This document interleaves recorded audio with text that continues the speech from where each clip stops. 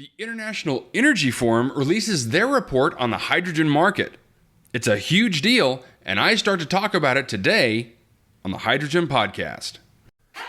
So the big questions in the energy industry today are, how is hydrogen the primary driving force behind the evolution of energy? Where is capital being deployed for hydrogen projects globally?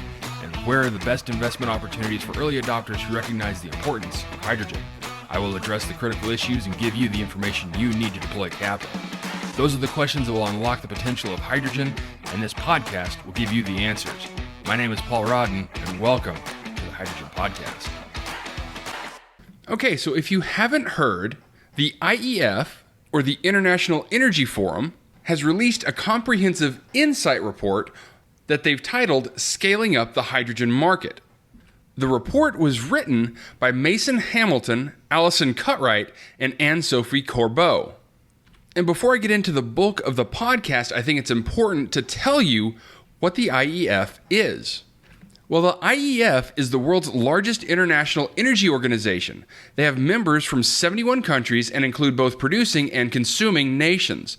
The IEF has a broad mandate to examine all energy issues, including oil and gas, clean and renewable energy, sustainability, energy transitions, new technologies, data transparency, and energy access. And through the forum and its associated events, officials, industry executives, and other experts engage in dialogue of increasing importance to global energy security and sustainability.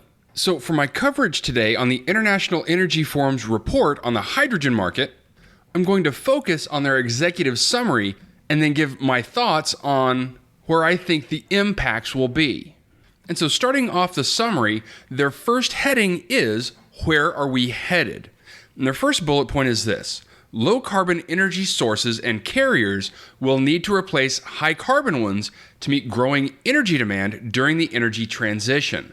Many energy forecasts expect hydrogen to play a vital role in decarbonizing the energy system, particularly in hard-to-abate sectors where the electrification is impossible, such as high-temperature industrial processes, heavy road transportation, and shipping.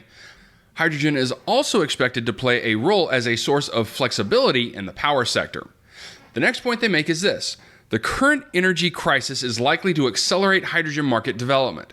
Europe has quadrupled its low-carbon hydrogen supply target for 2030 from 5.6 million tons per year to 20.6 million tons per year as part of its RE-Power EU strategy to reduce reliance on Russian natural gas. Over 500 large-scale projects have been announced in the last 2 years, and over 50% of those have just been announced in the last year.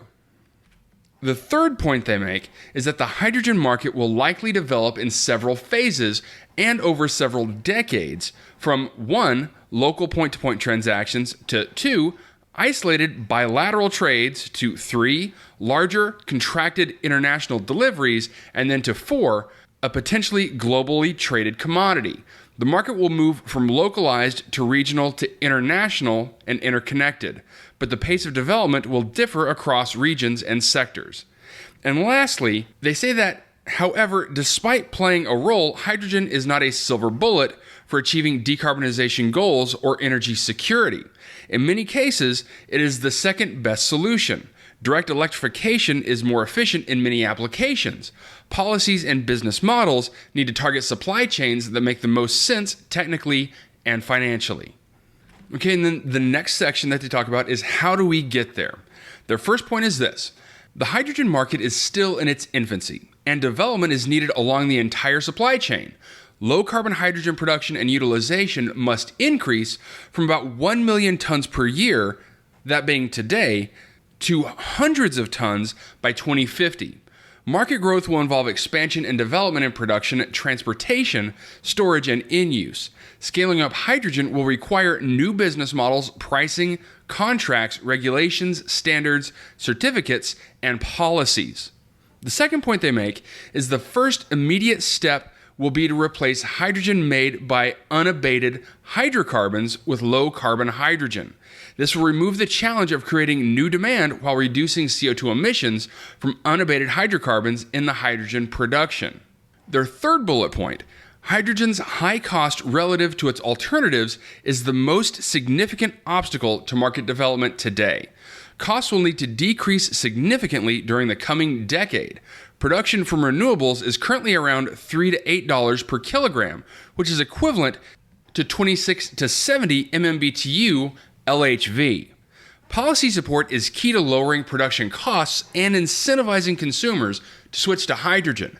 Different tools will be at the disposal of policymakers, including contracts for differences, production tax credits, carbon pricing, and carbon neutrality targets for specific sectors.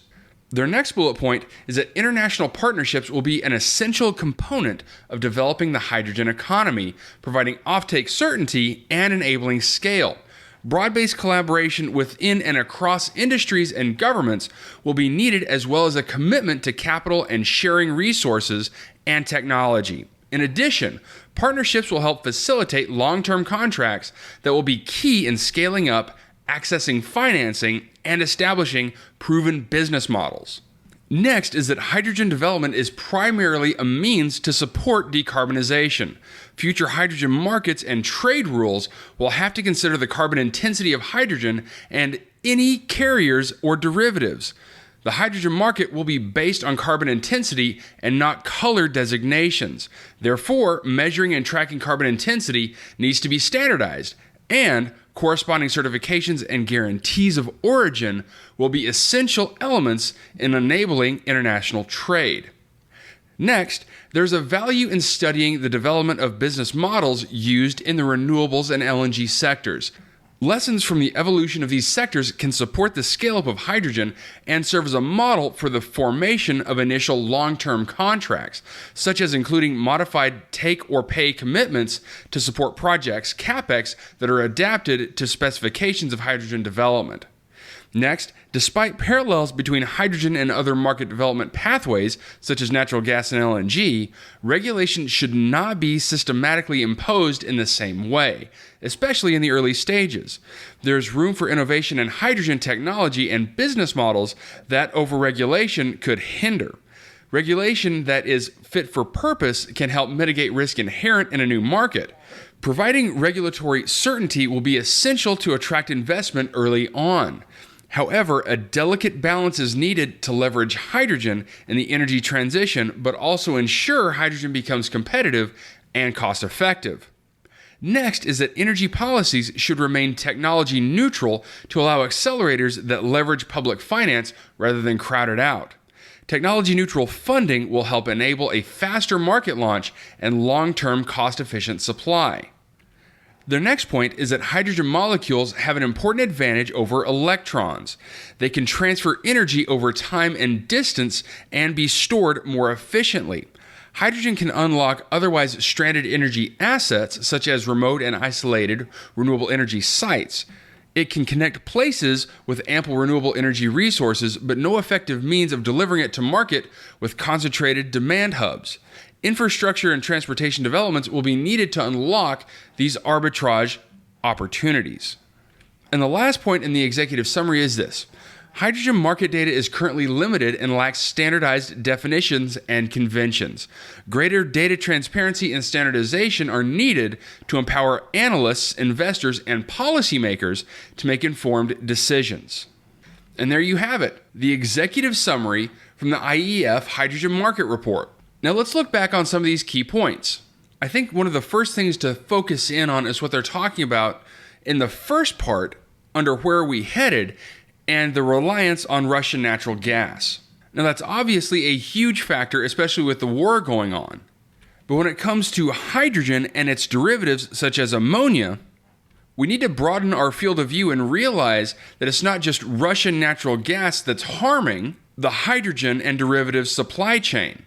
Because of their attack on the Ukraine, the world will be facing an ammonia shortage because the Ukraine is so effective in supplying the world with ammonia.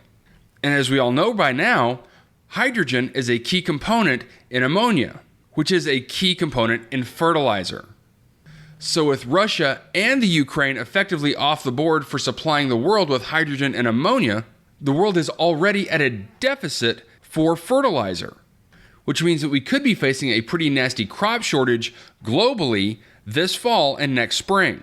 And something that they said that I can't reinforce enough is that energy policies need to remain technology neutral. And so more than focusing in on a specific technology or group of technologies for developing hydrogen, they need to focus in on the carbon impact, the global carbon impact, and the full cycle carbon impact of hydrogen development. And since I'm running out of time, the last thing that I'm going to focus on is something that hits close to home. And that's that the data surrounding the hydrogen industry needs desperately standardization. We need full cycle transparency in hydrogen development so that analysts, investors, and policymakers can look at this data to make proper investment decisions. All right, that's it for me, everyone. Now, we're going to be diving more into this later on in future podcasts, so stay tuned. But in the meantime, if you have a second, I would really appreciate it if you can leave a good review on whatever platform it is that you listen to. Apple Podcasts, Spotify, Google, whatever it is. That would be a tremendous help to the show. And as always, if you ever have any feedback, you're always welcome to email me directly at info@thehydrogenpodcast.com. And as always, take care, stay safe. I'll talk to you later. Hey, this is Paul. I hope you liked this podcast. If you did and want to hear more, I'd appreciate it if you would either subscribe to this channel on YouTube or connect with your favorite platform through my website at www.thehydrogenpodcast.com. Thanks for listening. I very much appreciate it. Have a great day.